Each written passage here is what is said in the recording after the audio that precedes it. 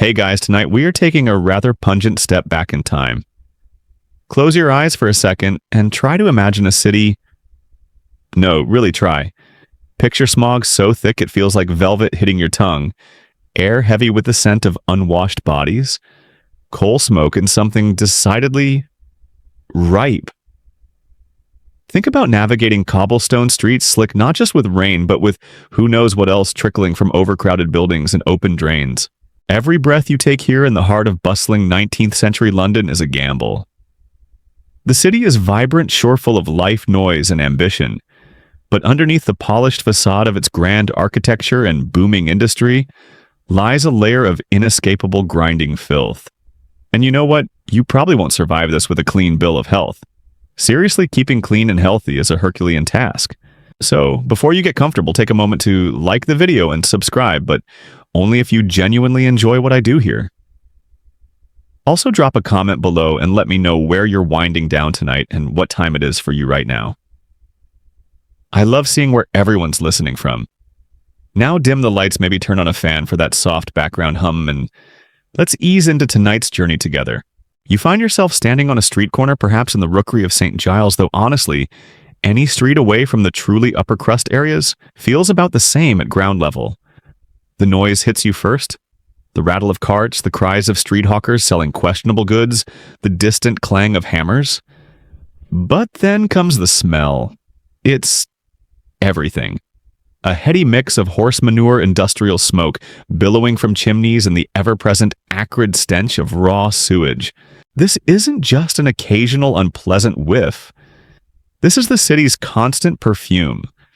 It clings to your clothes, gets in your hair, and makes your eyes water. Breathing feels like you're constantly filtering air through a dirty blanket. Welcome to Victorian London's delightful aromatherapy session, available 24/7. No extra charge. One of the biggest challenges you face right off the bat is just keeping yourself remotely clean and healthy in this environment. There are no modern sewers under most streets, certainly not anything designed to handle the waste of a rapidly growing city, crammed with over 3 million people by mid-century. Waste, both human and animal, is often collected in cesspits, or more commonly just thrown into the street gutters or discharged into rivers. Imagine your neighborhood river not as a scenic spot, but as a giant, slow-moving open sewer.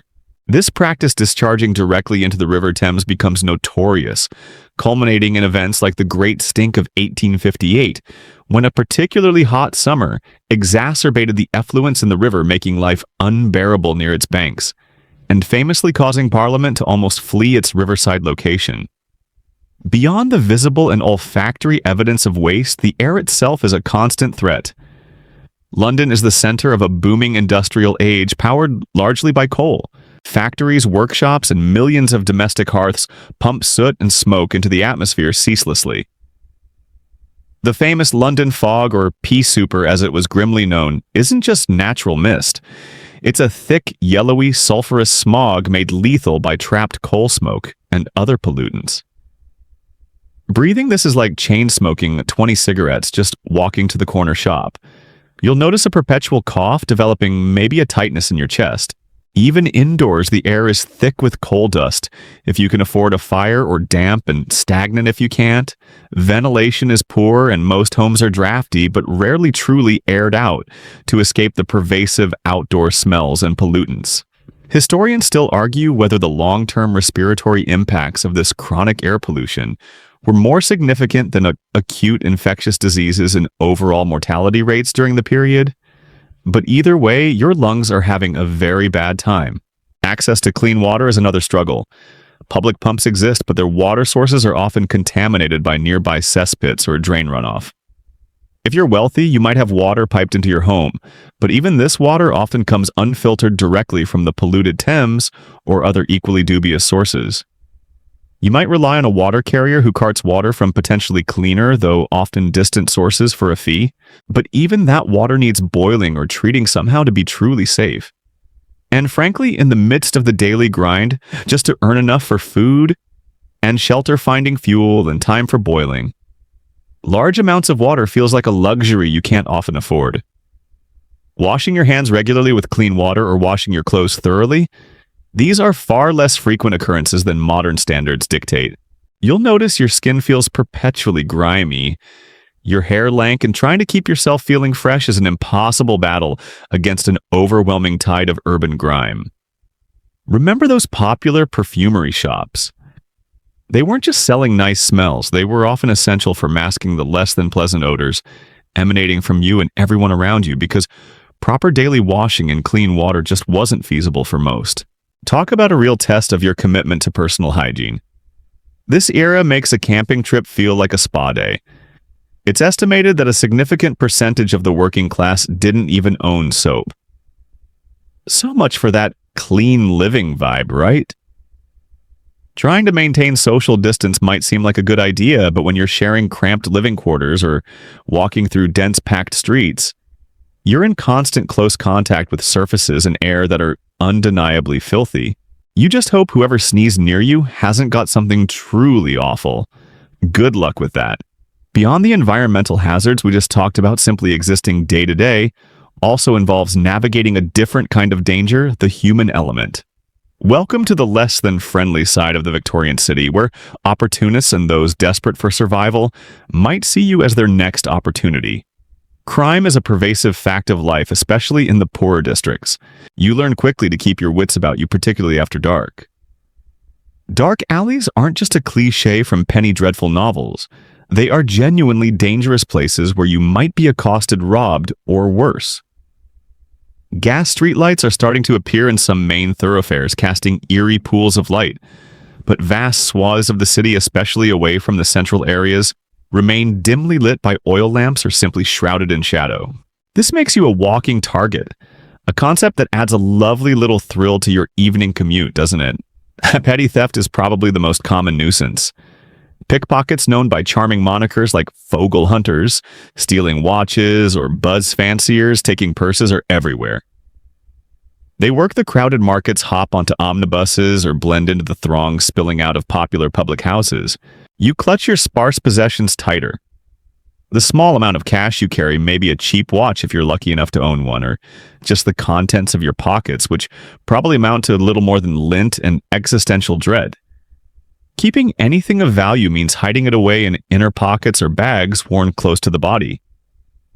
Displaying anything even slightly expensive is an open invitation.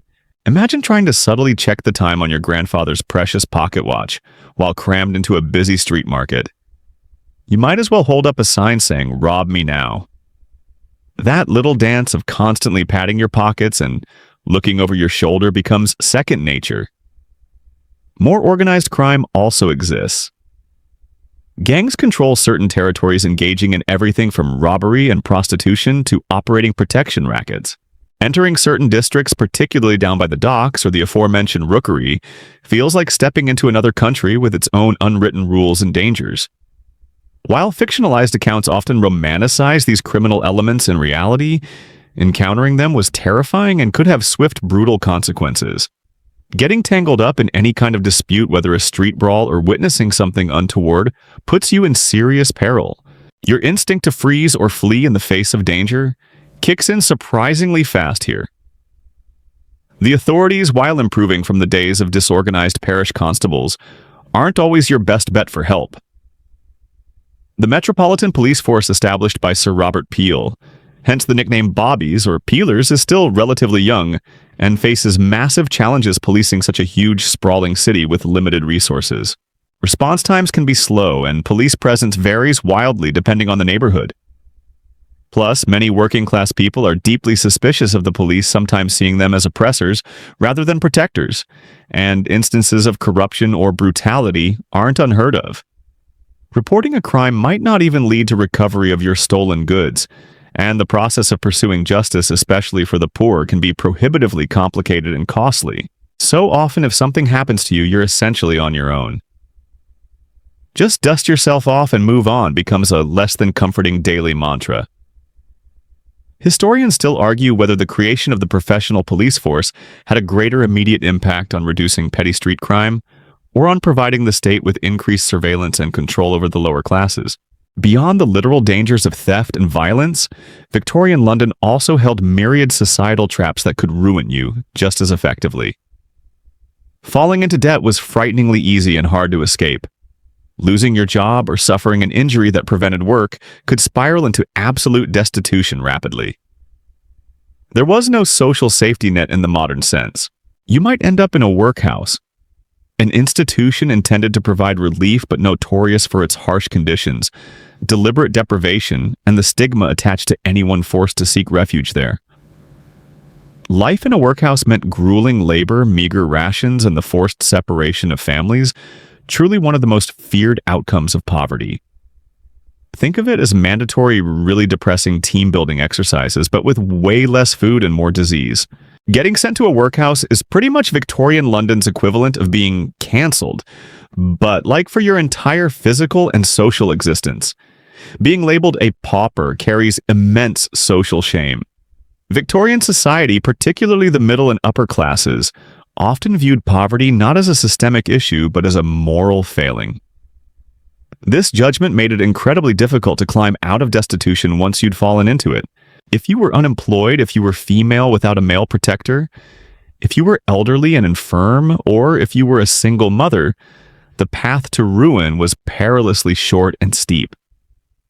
Simply lacking family support could leave you utterly exposed. Avoiding these societal pitfalls required constant vigilance, hard work. If you could find it a bit of luck and probably suppressing a constant wave of anxiety.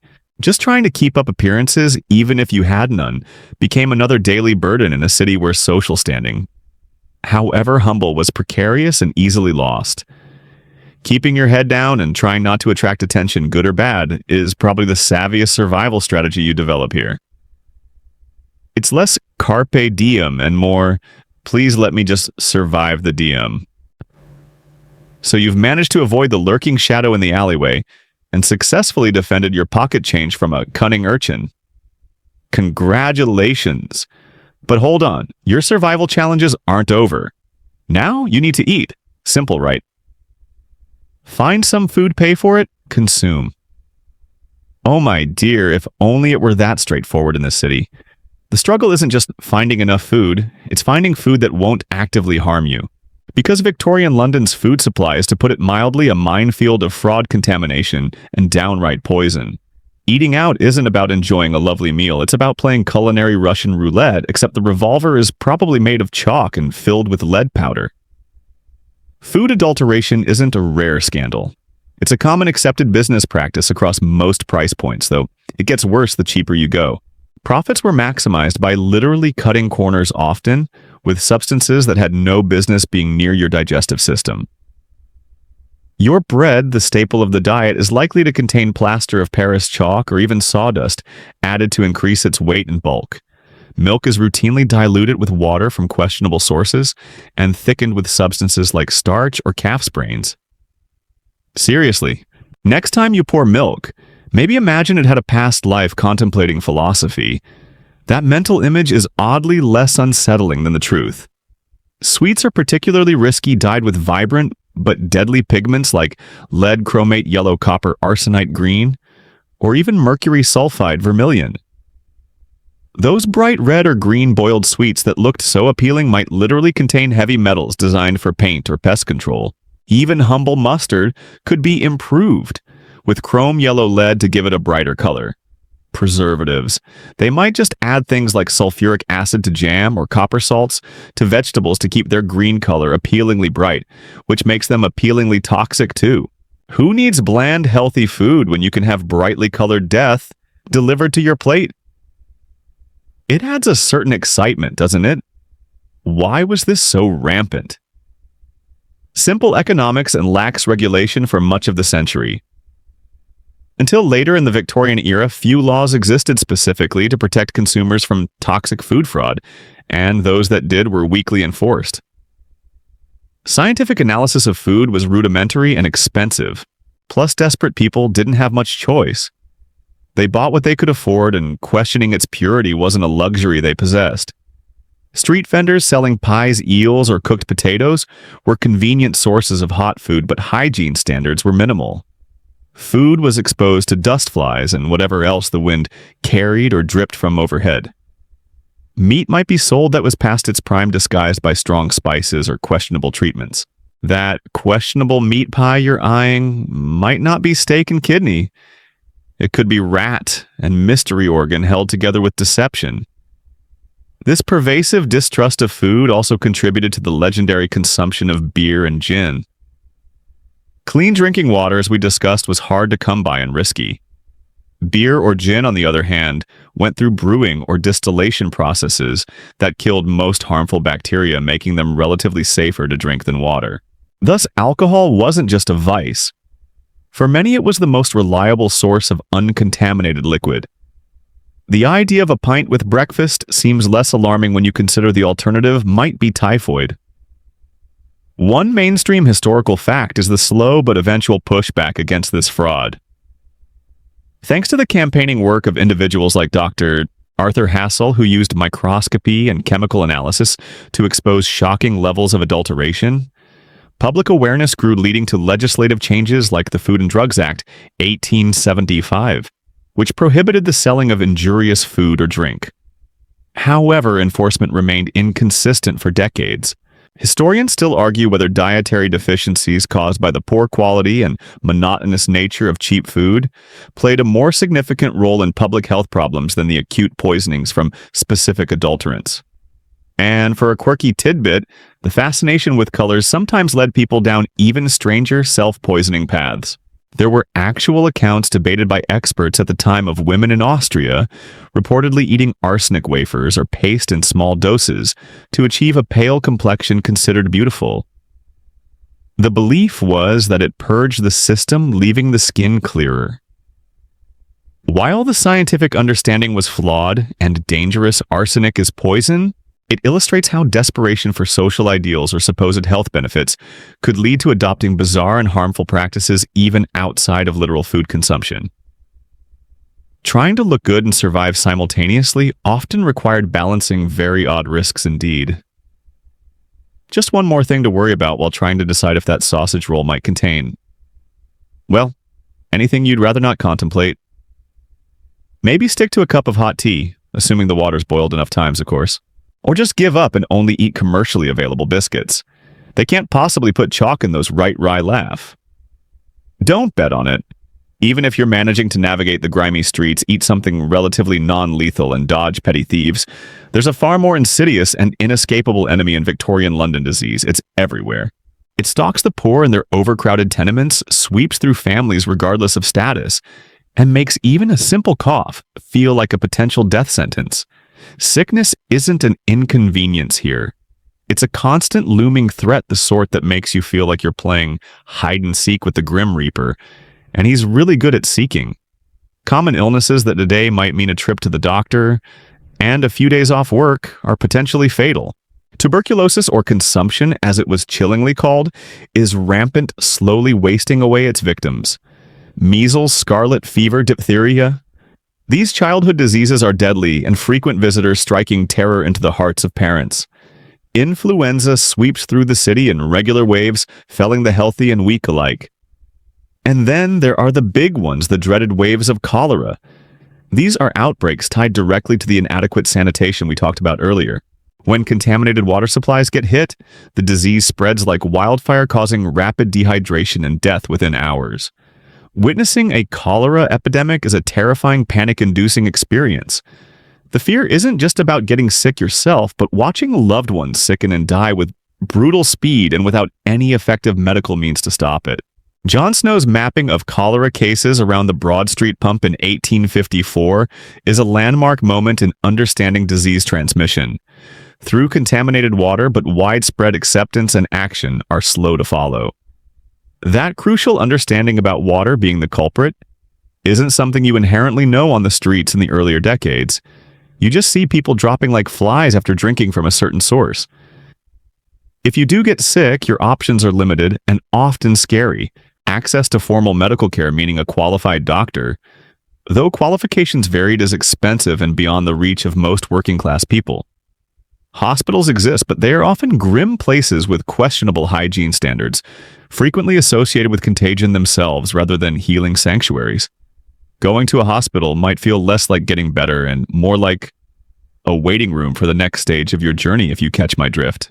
Prevailing medical theories don't always align with modern understanding.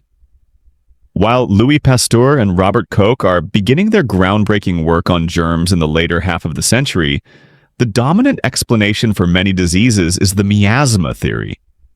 The belief that diseases are caused by bad air or noxious vapors rising from decaying matter. This theory, while incorrect about the mechanism, actually had a surprisingly beneficial side effect. It encouraged public health efforts like cleaning up streets and improving ventilation, which inadvertently did help reduce some diseases transmitted via water or close contact, even if the reasoning was wrong. So holding your nose might have been your most effective, if misguided, protective measure. Who knew that your refined sense of smell could be a lifesaver? Probably nobody. It just made the whole awful experience slightly less fragrant. For many, treatment relies on home remedies, advice from neighbors, or the vast and unregulated world of patent medicines.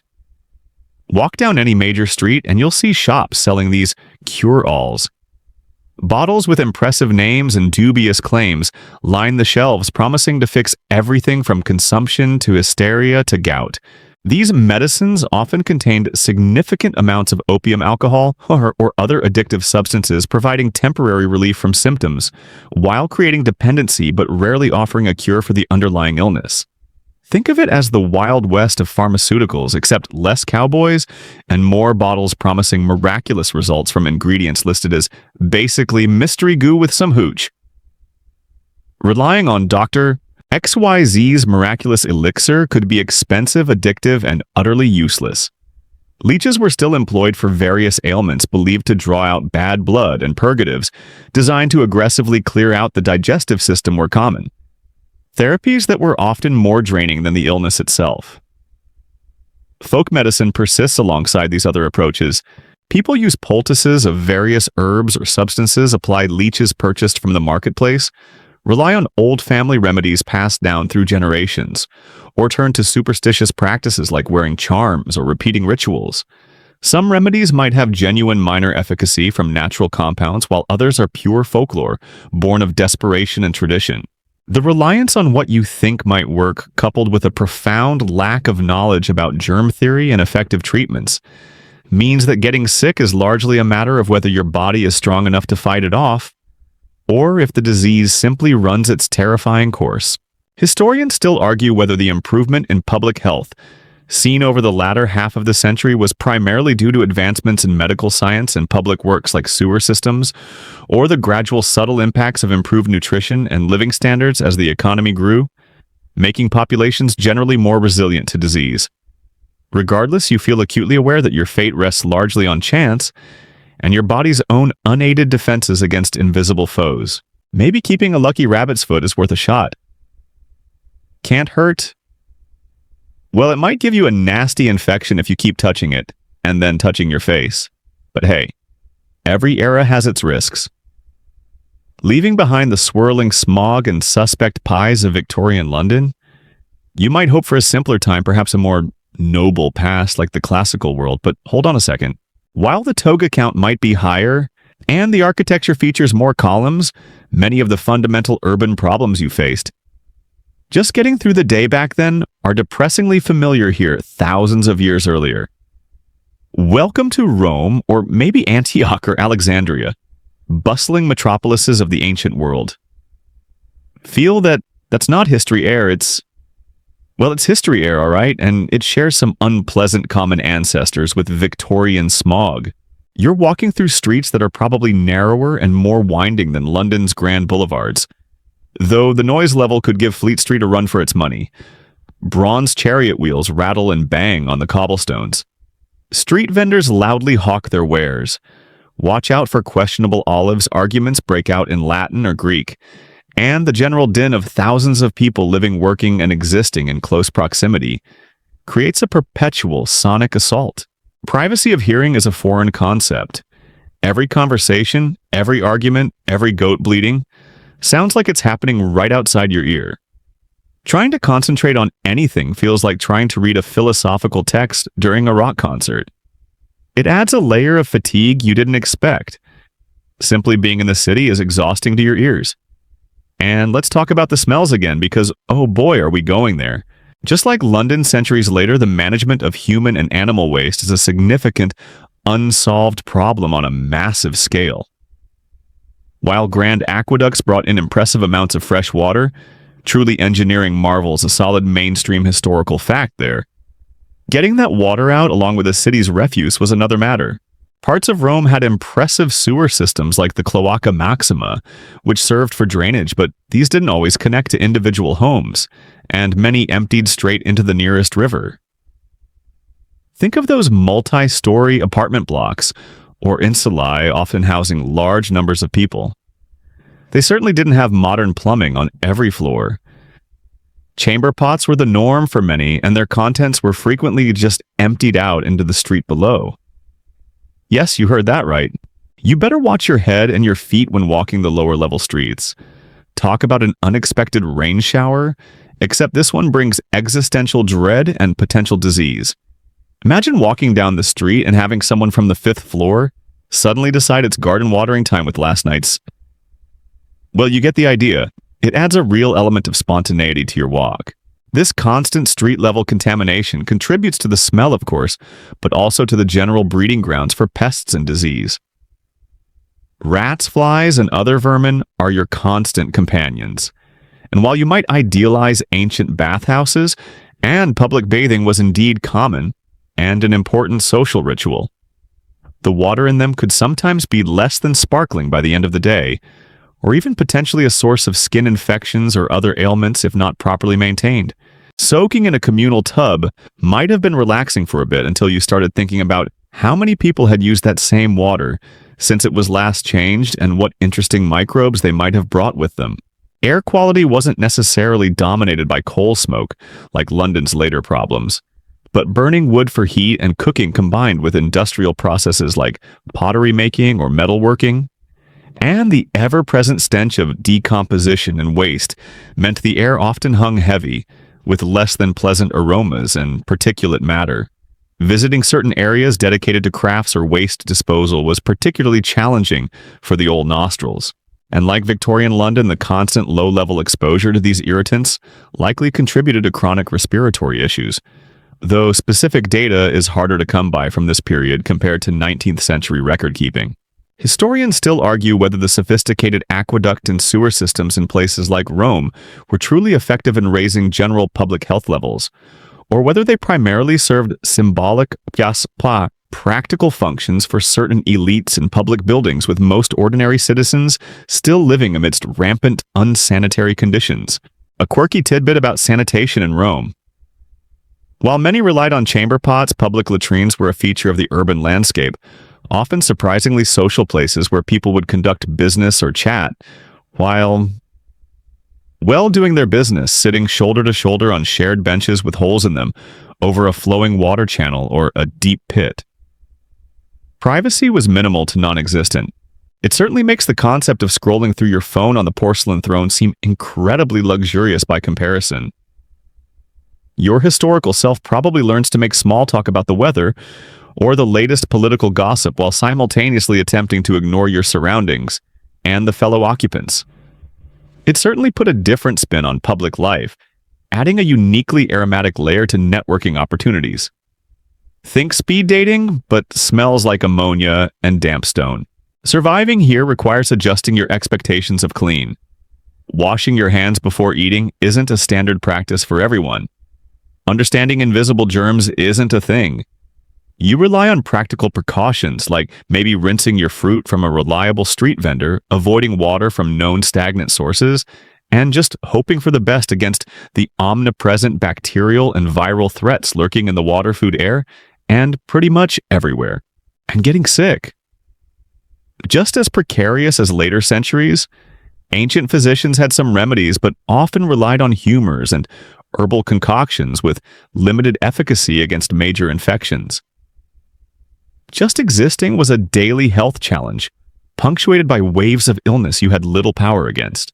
So you've managed to avoid being showered from above and debated philosophy in a public privy in ancient times. Impressive hygiene score. Now, let's move on far away from the noisy, pungent sprawl of the classical city, and instead set ourselves down gently, perhaps in a small medieval village somewhere in, say, Western Europe around the 12th or 13th century. You might think, finally, some fresh air, some peace and quiet away from the madding crowd. And while you're right that the population density is significantly lower than in Rome, or later London, don't picture a pastoral idyll free from worry. Your daily existence here is less about dodging individual hazards and more about managing systemic pressures and battling the relentless impersonal forces of nature and societal structure. Welcome to surviving by sheer, often back-breaking agricultural necessity and the grace of your Lord. It's simple, sure, but far from easy. Life here is governed by the rhythm of the seasons and the demands of the feudal system. Your landlord, whether a noble knight baron or perhaps an abbot of a nearby monastery, owns the land you live on and farm. In return for your tenancy, which might be passed down through your family, you owe him significant obligations. This typically includes rent often paid in kind a portion of your harvest, and sometimes in coin if you have any, plus various feudal dues, fines, and often unpaid labor. Imagine spending a certain number of days each week or month working on the Lord's personal land, his domain, before you even get to work on your own allocated strips in the open fields. This system, known as corvée labor or boon work, takes crucial time away from cultivating the crops that feed you. It's basically having two jobs, one that benefits your survival directly and one that directly benefits the person you're trying, not to make angry, all while getting paid effectively nothing for the second one. Talk about performance pressure. If you don't do a good enough job on the Lord's fields, or on yours for that matter, nobody eats. It's like a subscription service you really don't want to get canceled, from where the price is measured in sweat and dignity. The constant demand of work and dues means you are rarely working solely for yourself. There are rules about grinding your grain. You probably have to use the Lord's mill and pay a fee pressing your grapes. Even marrying, sometimes needing the Lord's permission again for a fee. These micropayments and obligations pile up. Just trying to save a little extra or improve your lot is constantly undercut by these duties. But the most immediate and terrifying threat is the absolute dependence on the harvest. Your survival and that of the entire village hinges on the crops you grow. Wheat, barley, oats, maybe some legumes. Get a good harvest and you'll have enough food, perhaps a small surplus to trade, and can meet your obligations to the Lord. But harvests are notoriously precarious. Pest, disease, blight, early frost, too much rain, too little rain, hailstorms. 100 things can go wrong. One poor harvest is serious. A second one in a row that can easily spell disaster. Food stocks dwindle. Prices skyrocket. People go hungry. You learn to read the weather signs with desperate intensity. Every cloud, every day of sun feels weighted with your fate. Famine is not a distant possibility. It is a recurring specter throughout the medieval period, potentially wiping out significant portions of populations. Starvation, malnutrition, leading to increased susceptibility to disease. These are the very real consequences of nature's indifference to your backbreaking efforts.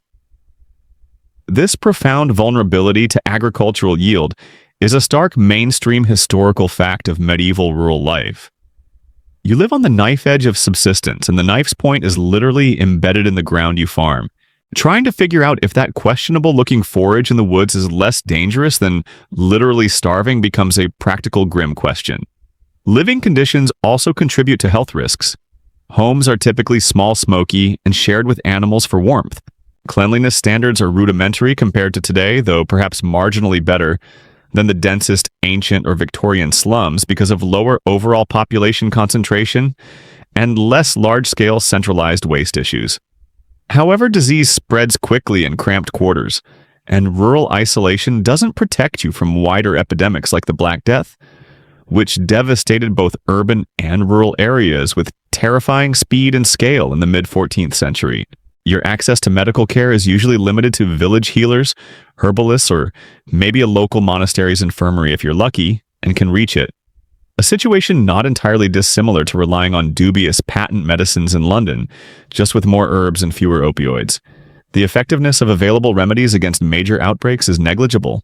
Historians still argue whether the underlying poor state of medieval peasant health and nutrition, exacerbated by harvest failures and hard labor, made populations more susceptible to the devastating impact of the Black Death than they might otherwise have been.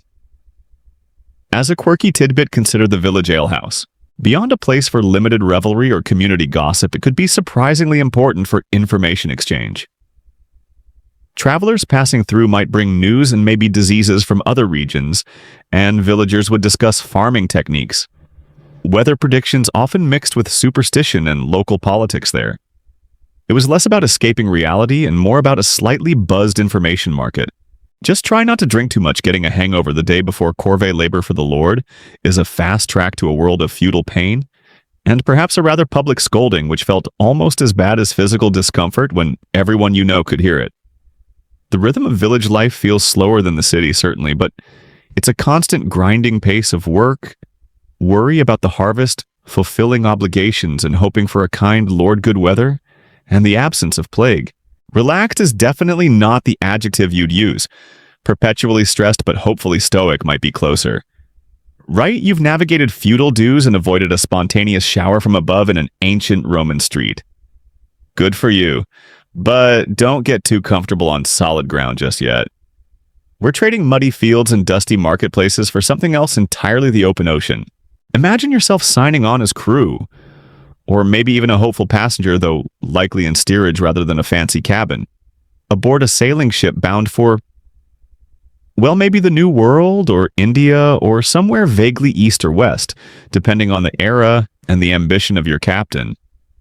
You're leaving behind everything you know for a cramped, smelly, perpetually rolling prison of wood and canvas.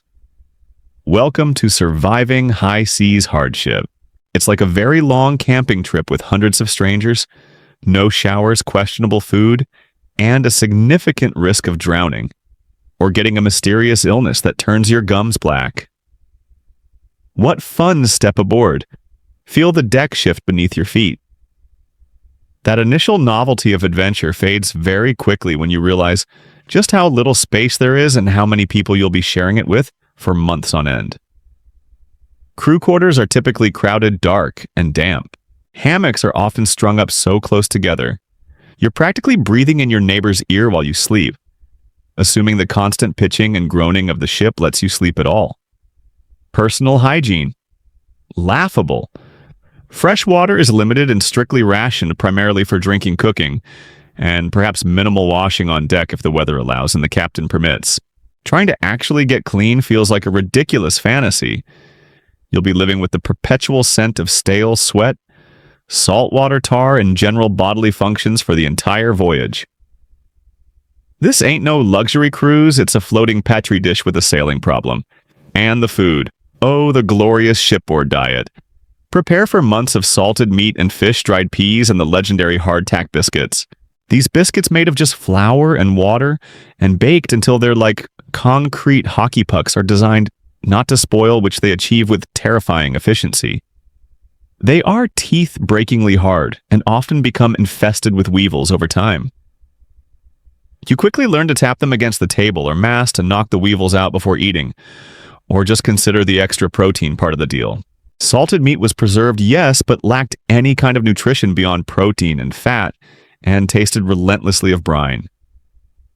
Vegetables and fruits spoiled rapidly and were rarely stocked for long voyages or maybe in minimal quantities preserved poorly. Water stored in wooden casks would become stagnant and slimy over time. Remember that luxury of questioning food purity back in London. Out here, you eat what you're given when you're given it, and try not to think too hard about where it came from or what's wiggling in it. Trying to make salted pork taste interesting is probably the hardest job on the ship, second only to not tying championships. This appalling diet is a direct fast track to one of the most feared diseases of the seas, scurvy. Without fresh fruits or vegetables providing vitamin C, your body starts to break down. Early symptoms include lethargy and aching limbs, often dismissed as sailor's fatigue. But it gets horrifyingly worse. Gums become swollen and spongy teeth loosen and fall out. old wounds reopen and bleed skin becomes covered in bruises and blotches. Eventually, scurvy leads to delirium and death. It was a major killer of sailors and passengers on long voyages for centuries, a classic, terrifying mainstream historical fact.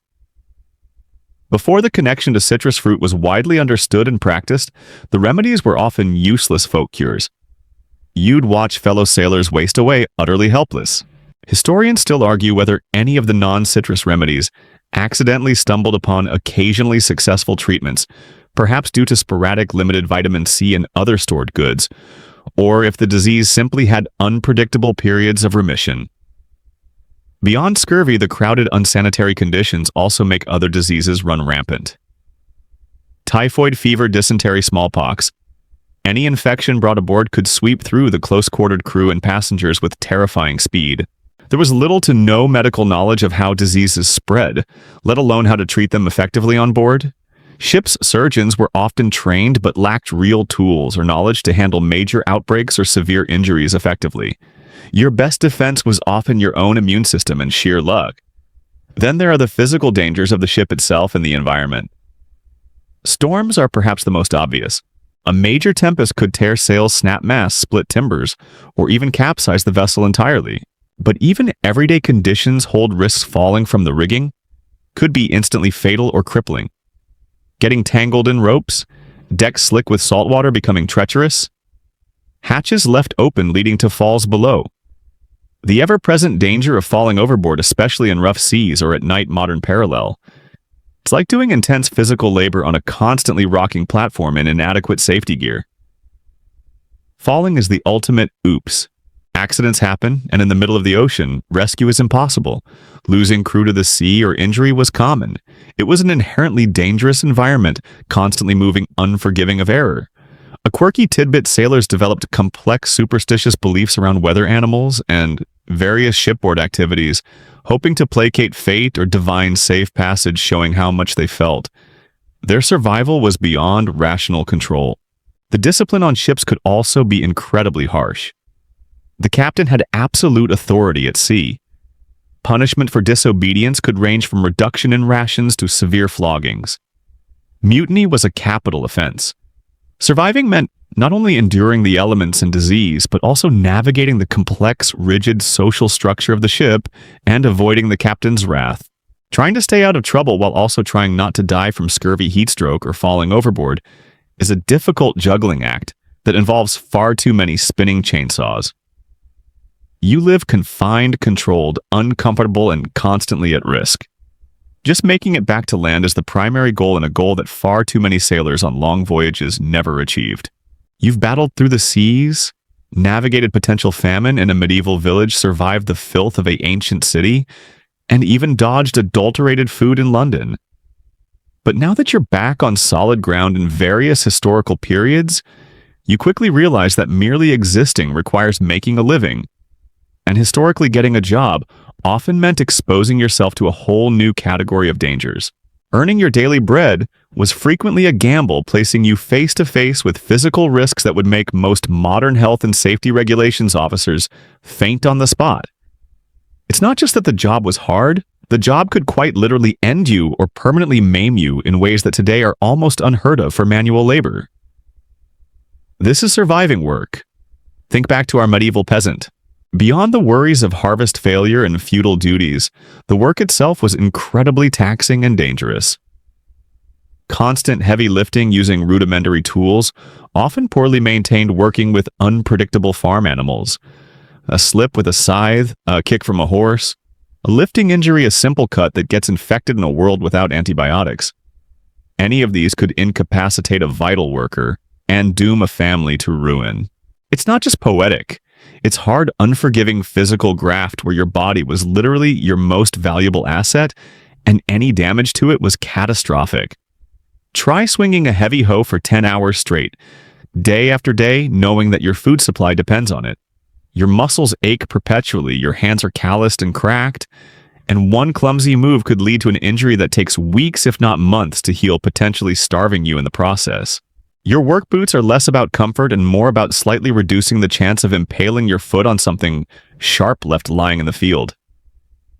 Move forward to Victorian times again. Industrialization created new jobs, but also new horrors. Factory work was notoriously dangerous. Unshielded machinery like power looms or spinning jennies operating at high speed routinely caught loose clothing hair or unwary hands and limbs. Injuries were frequent and gruesome. Mangled hands, crushed limb scalpings. Work hours were incredibly long. 12 or 14 hours a day or more were common, leading to fatigue that significantly increased the risk of accidents. Safety regulations were either non-existent or poorly enforced, especially in the earlier decades. The noise of the machinery was deafening, leading to permanent hearing loss. The air in textile mills was thick with lint, leading to debilitating lung conditions. If you went down into the mines, the coal mines fueling that industry, for instance, you faced even more, particularly in textiles and manufacturing machinery, was heavy, unguarded, and relentless. Limbs could easily get caught in fast-moving gears or looms, leading to horrific injuries. Amputations were tragically common. Workers, including children, often toiled for brutally long hours in deafeningly loud, poorly lit, and badly ventilated factories.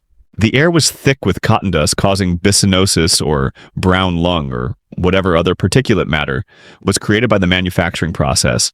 While perhaps not as instantly dramatic as a mine collapse, this slow assault on the lungs and the constant risk of a catastrophic accident with machinery made factory work a deeply dangerous occupation. It's the sort of slow-burn health crisis that creeps up on you after years while also featuring moments of acute, terrifying physical harm.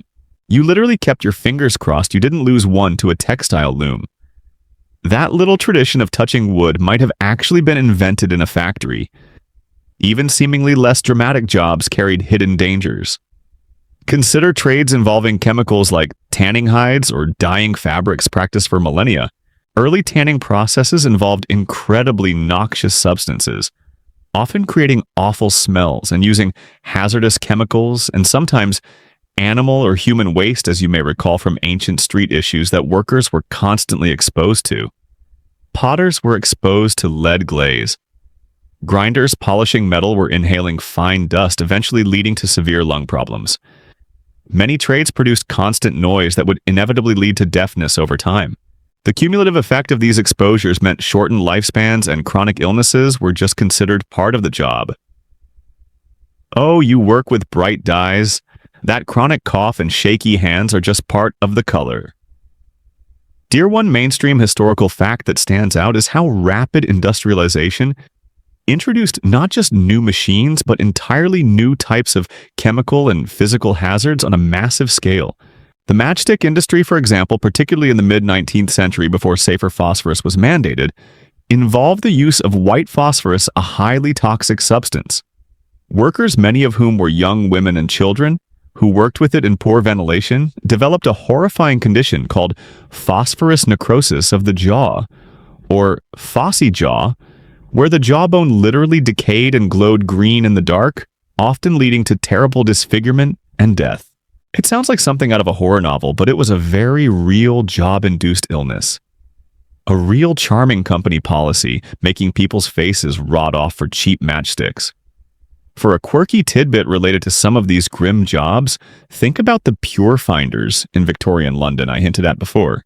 These were people who literally collected dog feces from the streets because it contained uric acid, an essential ingredient used by tanners to soften animal hides before turning them into leather. It was a smelly, unpleasant, and probably disease-ridden job, necessary for another unpleasant, though slightly less pungent to you, as the pure finder trade like tanning. It required intimate contact with the urban environment's filth, paying poverty wages and carrying social stigma, highlighting how essential yet utterly undesirable some necessary jobs were. Just when you thought picking rags out of gutters was bad enough, nope, history offered worse. Historians still argue whether the sheer physicality and specialized, though often manual skills of pre-industrial labor, trades like blacksmithing or weaving, represented a higher or lower net danger profile compared to the widespread systemic risks posed by machinery operation repetitive tasks and mass chemical exposure in later industrial factory settings. It's hard to quantify different types of risk across such varied eras. Regardless of the specifics, earning a living meant accepting a certain degree of personal danger and damage. Whether it was working the land under a capricious lord and sky serving on a ship enduring the elements and disease, or toiling in a factory full of deadly machines and invisible poisons, your health and safety were rarely the employer's priority. Surviving your workday was often as critical a task as surviving hunger or crime. Your ability to keep showing up despite the cough, the aches, the small cuts that never seemed to heal was the baseline for existence. The luxury of changing jobs for better working conditions often simply wasn't available. You took what you could get, did what you had to do, and just hoped you lasted a little longer than the person working the identical job beside you. That level of low-grade, persistent anxiety attached to simply showing up for work is maybe one of the most relatable and yet hardest to truly grasp from a modern perspective daily survival struggles of historical life. It made quitting for a slightly higher-paying but riskier job a potentially fatal calculation, literally. You faced down the drudgery and very real physical dangers of historical work. Congrats, your hands are probably permanently rough, and you've inhaled a lifetime supply of dust. But even if you navigate the daily grind, survive disease, and dodge criminals, history had a way of reminding everyone just how fragile existence could be in the face of far larger impersonal forces nature on a very bad day. Forget a rough commute or a leaky faucet. Think biblical-level chaos sweeping through your entire world. Facing large-scale natural disasters historically wasn't just a local emergency. It was an existential threat, with limited means, constant aches, and hidden dangers of historical labor managing to show up each day, despite the dust and the risk of losing a finger or inhaling some terrifying chemical. Your existence is this daily, persistent battle against dirt disease, dodgy food, and just the sheer physical grind of making ends meet. You might think, okay, I get it. Life was hard. Thanks for the reminder. But history loves a twist, often a really dramatic, terrifying one, delivered with zero warning. Because even if you were the healthiest, most careful person in the whole of history, diligently avoiding rotten food and sketchy alleys in your job somehow didn't immediately maim or poison you, there was always the terrifying potential of facing a sudden, overwhelming force that destroyed everything you knew in a matter of hours. Enter natural disasters. Unlike the slow burn dangers we've talked about, these hit hard and fast, ripping through communities and leaving absolute devastation in their wake. It's the universe deciding to throw a temper tantrum, and your carefully constructed precarious life happens to be standing right where it's stomping its foot. Just when you think you figured out the local scam artists, the entire city decides to catch fire or go underwater. Fun. Consider one of the most feared urban disasters: fire. Ancient cities like Rome and classical cities prone to wooden buildings built close together lived in perpetual fear of fire, a fear that remained painfully relevant right up through our Victorian example. Fires could start accidentally: a spark from a forge, a chimney fire, an overturned candle, and in the densely packed, often labyrinthine streets, fueled by wooden structures, stored fuel like coal or timber yards, and often hampered by narrow passages that prevented access for firefighting efforts, they spread with terrifying speed. Think of the Great Fire of London in 1666 as a prime example. A mainstream historical fact, destroying a massive chunk of the city in just a few days. You might wake up to the terrifying cry of fire, and suddenly your entire world is an inferno. All your possessions, your home, maybe your workshop or business, possibly the local market you rely on for supplies, all gone reduced to ash and rubble in horrifyingly short order. Trying to evacuate through panicked crowds while the very air is thick with smoke and burning debris, maybe trying to salvage just a few precious belongings or trying to rescue trapped family members is an absolute nightmare of chaos and desperation. Water sources for fighting fires were often limited, and the primary method was brute force demolition. Tearing down buildings in the path of the fire to create fire breaks, a desperate measure that often felt just as destructive as the fire itself, adding insult to potentially incinerated injury. It's like being forced to demolish your neighbor's house to save yours, except neither of you asked for this, and yours is probably next anyway. If fire was the urban terror, floods were a constant threat to communities living along rivers, which many did for transport water and fertile land. Heavy rains or melting snows upstream could cause rivers to burst their banks with little warning, inundating surrounding areas. For a medieval village like the one we discussed, a flood could wipe out crops standing in the fields, destroy grain stores, ruin wells and damage, or sweep away homes built from less sturdy materials like wattle and daub. Losing your entire harvest and winter food supply just as the cold weather is setting in because a river decided to go for an unplanned detour through your fields is devastating on a fundamental level. Floods could also cause mass drowning, especially in areas with low-lying or extensive floodplain. Even after the waters receded, they often left behind mud, debris, and perhaps most dangerously contaminated everything. Water sources were polluted, and stagnant pools left standing. Created ideal breeding grounds for mosquitoes and waterborne diseases like typhoid, adding a follow-up health crisis to the immediate destruction. Recovering from a flood meant not just rebuilding, but grappling with famine and sickness that followed. It's not just oops, wet feet, it's oops, our entire village's food supply and sanitation system have just been annihilated. Earthquakes, while regionally specific, brought sudden catastrophic structural collapse on a horrifying scale in areas like the Mediterranean or parts of Asia. Think of cities in Greece or Italy prone to seismic activity. A major quake could flatten buildings in seconds, trapping and killing inhabitants under rubble, shattering infrastructure and sparking those all-too-familiar fires. Rebuilding after an earthquake was a massive undertaking, requiring immense labor and resources in communities that were already reeling from loss. Historians still argue whether certain ancient civilization settlement patterns or building techniques evolved significantly specifically in response to patterns of natural disasters, or if they were primarily dictated by resources and cultural tradition, leaving communities persistently vulnerable. The immediate aftermath of any widespread natural disaster in a historical period was often characterized by profound human resilience, but also intense suffering and vulnerability. With limited government aid beyond potentially organizing some ad hoc relief efforts, or simply sending soldiers to maintain order, or prevent looting, survival hinged largely on community. Neighbors helping neighbors, sharing what little was salvaged, pooling labor for clearing rubble or rudimentary shelter. Charity from religious institutions or wealthier individuals played a role, but it was to control or even effectively respond. You might be safely indoors, warm and fed one moment, and staring at the ruins of your life the next. It's the universe just reminding you who's really in charge with minimal notice. Urban fires were a particularly terrifying and common threat across many historical periods. Cities, especially before widespread use of brick and stone building regulations and organized fire services, were often tinderboxes. Think of closely packed wooden buildings, straw or reed roofs, narrow streets that acted as chimneys for flames, open hearths in every home, candle and oil lamp used everywhere, workshops. Using furnaces or volatile materials and no easily accessible water supply in large quantities beyond scattered wells or river access. Once a fire started, particularly in dry or windy conditions, it could spread with terrifying speed. Your immediate response was often chaotic panic.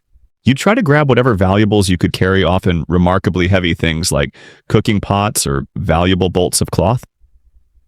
Bundle your family together and just run, hoping the fire didn't move faster than you did. Forget calmly calling 911. Your firefighting equipment typically amounted to buckets of water, rudimentary axes to try and pull down buildings as fire breaks, and a whole lot of frantic prayer. Remember how we talked about London being crowded? Imagine that crowding coupled with buildings literally exploding with heat as flames consume them. It's less lively metropolis and more hellscape on Earth. Trying to fight a raging city fire with buckets felt less like an emergency response and more like trying to empty a swimming pool with a teaspoon, while someone simultaneously fills it with a fire hose. Pretty effective, right? The Great Fire of London in 1666 is a classic mainstream historical fact illustrating this vulnerability. Started in a baker's shop, note to self, maybe rethink open hearth baking near thatched roofs. It destroyed vast swathes of the city over several days, leaving tens of thousands homeless and wiping out priceless property. Efforts to fight it were hindered by delays, lack of coordination, and the sheer scale of the blaze in dense, flammable construction. Recovery was a slow, difficult process involving large-scale rebuilding efforts that did eventually lead to some improvements like wider streets and more brick construction, but also immense disruption and hardship for those who had lost everything. Facing such an event, you weren't just trying to survive the heat and smoke, you were trying to survive the immediate aftermath. Homelessness, hunger exposure, and the collapse of the economic structure that supported you. Suddenly, all those small worries about crime or food adulteration felt insignificant when the entire street, neighborhood, and potentially your city lay in smoking ruins. Beyond fires, floods were another recurring nightmare. Whether from rivers bursting their banks after heavy rains or snowmelt, or coastal communities hit by storm surges, inundation could happen, suddenly destroying homes, ruining crops, drowning livestock, and contaminating what few clean water sources existed. A major flood didn't just wash things away, it brought disease in its wake as water receded, leaving behind stagnant pools and sewage. Remember those lovely historical sanitation systems? For agricultural communities, a flood during growing season could mean total crop failure for the year, leading right back to the specter of famine we discussed in the medieval section. You watched helplessly as water swallowed your fields, knowing that the hard work you'd put in the seeds you'd planted, the entire promise of your sustenance for the coming year, was literally floating away. Charming. Historians still argue whether the societal structures in place, like communal, rarely sufficient for large-scale rebuilding and sustenance. Infrastructure like roads, bridges, water systems, or marketplaces were damaged, hindering recovery efforts. Mass displacement often occurred, turning survivors into refugees reliant on charity, or forced to migrate elsewhere in search of a livelihood. The disruption to daily life, trade, and basic necessities was immense, often leading to periods of famine, homelessness, and outbreaks of disease in the overcrowded makeshift shelters survivors gathered in. That careful equilibrium you maintained through work and dodging disease absolutely obliterated. It was a reset button nobody ever wanted to press, forcing you back to a state of pure, desperate, uncertain survival, starting from scratch with significantly fewer resources and heightened risk. A rather unsettling reminder that sometimes the biggest threat wasn't another human or even disease, but the sheer indifferent power of the planet itself. Trying to explain the concept of a building code or FEMA aid to someone whose house just washed away or burned down probably wouldn't go very well. For a quirky tidbit about disaster response in some historical periods, fires led to strict and occasionally bizarre regulations. Following the Great Fire of London, new building codes were established requiring stone or brick construction, and banning thatched roofs within granaries or church charity were genuinely effective in mitigating the worst impacts of localized famines and floods, or whether these disasters regularly exposed the fundamental fragility of subsistence economies and left most vulnerable people utterly exposed. Less frequent but equally terrifying were things like major earthquakes, or severe prolonged cold snaps or heat waves that disrupted agriculture or led to mass mortality. There was no scientific understanding of why these things happened, no early warning systems beyond basic weather prognostication, and very limited ability to alleviate the suffering on a large scale. When disaster struck, aid was minimal. There were local charitable efforts, possibly some limited government or church relief, but nothing like modern disaster relief agencies. You relied heavily on whatever resources you had personally managed to squirrel away, a terrifyingly small buffer for most people, and the ad hoc generosity of neighbors who might also be struggling themselves. It highlights how much historical life relied on local resilience. When that local resilience was overwhelmed by the sheer scale of the disaster people often faced, terrible hardship alone. A quirky tidbit about survival during great fires. People sometimes tried incredibly impractical things to save belongings. In the Great Fire of London, some accounts mention people lowering precious items into wells or tying them to ropes the city. While necessary and ultimately beneficial, initial attempts at regulating building practices faced resistance, and must have felt like yet another hurdle for people simply trying to get a roof back over their heads using whatever materials they could salvage. And I imagine having a building and suspending them in River Thames, hoping the water would protect them while their houses burned just overhead. Other desperate souls tried to stash valuables in cellars, not realizing the intense heat would still cook or destroy everything underground. It speaks to the desperate improvisation and irrational actions born of pure panic, and the desperate need to preserve something from the conflagration. The sheer heartbreaking futility of tying your best tapestry to a rope and dangling it into a communal well as your life goes up in smoke must have been Inspector show up amongst the smoldering ruins of everything you owned, must have felt less like help and more like adding insult to very hot injury, or imagining some ancient Roman equivalent of the council demanding you clear up rubble according to zoning regulations while your house is still smoking. Peak historical bureaucracy at the worst possible moment. Just to add to the fun, you've navigated the filth and danger of ancient cities and bustling Victorian streets, felt the grinding uncertainty of a medieval harvest, endured the brutal hardship of life at sea, and faced down the physical toll of demanding unsafe labor. You've even survived the shock of a natural disaster that wiped out the familiar world around you. Through all of these varied, relentless challenges, it might seem utterly astonishing that anyone survived at all, let alone managed to carve out lives, raise families, build communities, and leave their mark on history, because honestly, it was hard. Perpetually, fundamentally exhausting hard. But the story of surviving history isn't just about the dangers. It's also about the deeply human capacity to cope, to adapt, and to find strength not just within yourself, but crucially within others. It's about the quiet resilience forged in shared struggle and the essential web of community support that for countless people across the ages meant the difference between going under completely and just barely managing to keep your head above the turbulent, smelly water of life. Think of it less as individual heroics and more as people constantly catching each other day in and day out. This resilience wasn't just about a stiff upper lip or ignoring the problems, it was practical. It was about developing encyclopedic knowledge of your environment, knowing where the safe well was, even if it wasn't entirely clean, knowing which alley to avoid, recognizing the subtle signs of coming bad weather, understanding which plants might offer a tiny bit of sustenance in a hungry time. It was about the daily grind of patching holes in the roof, mending torn clothes over and over again, perhaps with truly impressive historically specific stitching techniques, and stretching meager resources until they screamed. Your ancestors were basically world champions at resourceful problem solving, simply because if they weren't, they didn't make it. Imagine having to reuse everything. That old saying, waste not, want not, wasn't just a catchy phrase. It was a blueprint for survival hammered into people by necessity from birth. That slightly cracked pot, find a way to mend it with tar. That worn-out blanket, cut it up for patches or rags. Everything had a second, third, or even fourth life before finally disintegrating. Talk about advanced recycling. They were doing it out of sheer necessity, making today's efforts look like beginner's luck. But where individual resilience often bent under the strain, community stepped in.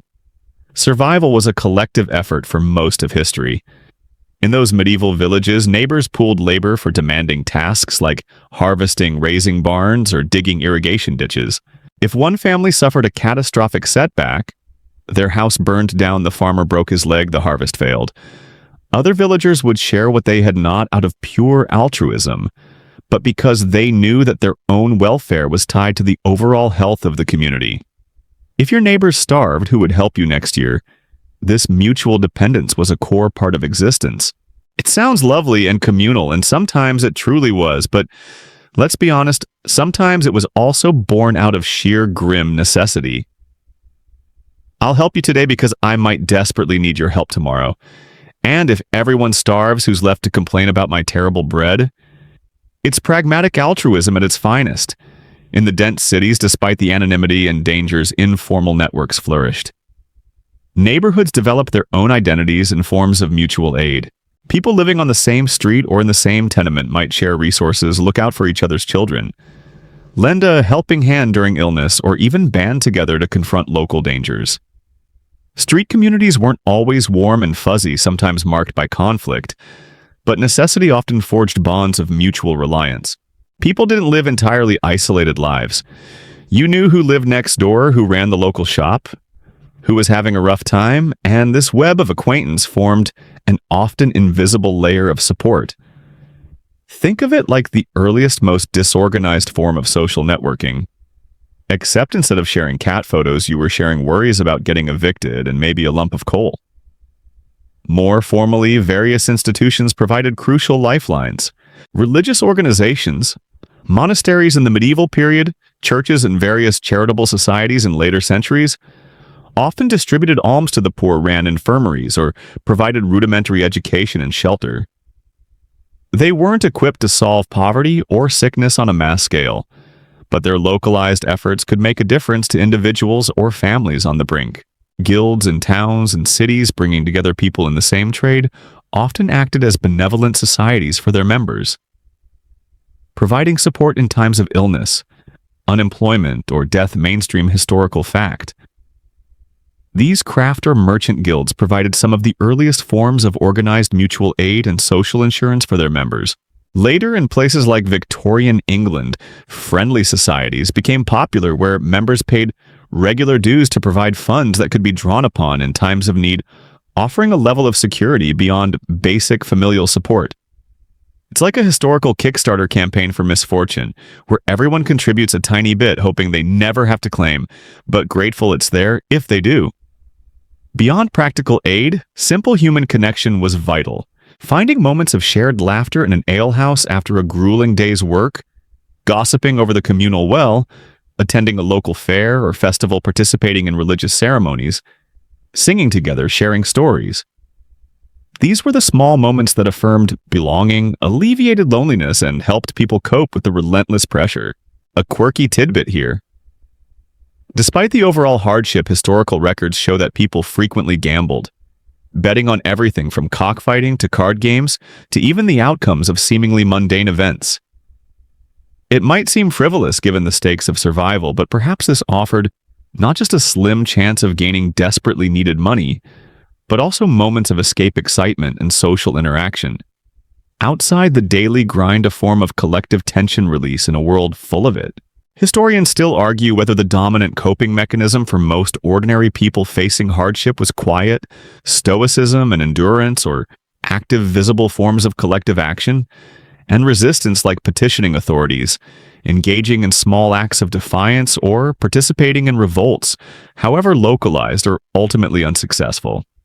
Ultimately, looking back, surviving any historical period required a deep well of personal fortitude coupled with the vital cushion of human connection. People were forced to be incredibly tough, adaptable, and pragmatic living day to day, with a degree of uncertainty most of us today find hard to fathom. But they also survived by leaning on each other, sharing burdens, celebrating small joys together, and finding comfort in the shared rhythm of life and community, imperfect as it always was. The resilience wasn't magical. It was woven from necessity, shared experience, and the simple fundamental human need to belong and help one another, even when your own world felt like it was falling apart. You made it this far through sheer grit, perhaps a bit of luck, and the undeniable fact that somehow other people were muddling through right alongside you, lending a hand, sharing a story, or simply offering a moment of quiet understanding. Companionship in a harsh world. And with that, maybe you can finally drift off to sleep. It's time to leave the dust and the noise and the worries of all these historical lives behind. Feel your own bed beneath you, soft and familiar. Notice the clean air in your room, easy to breathe. All those struggles. The damp chill, the smells, the gnawing fear of sickness or hunger, or just tripping on something terrible in the street. Let them fade now. They belong to the past, distant echoes. Your job today wasn't digging in a mine or battling a storm at sea or pulling weeds under a watchful lord. You navigated modern life, which for all its own unique pressures, hopefully didn't involve worrying about rat pie or literal jaw rot. Your space is safe, quiet, your belly is full, your health likely good, your possessions secure. Just breathe deeply. Let the journey through history ease away like mist. The characters we met, the challenges they faced, they lived, they coped, They survived. Now so can you in your own time and place, safe in this moment. Feel yourself letting go of any lingering thoughts, any last edges of the stories. They are done now. It's just you and the quiet, feeling yourself drift, heavier, sinking into calm. Sleep awaits. Good night.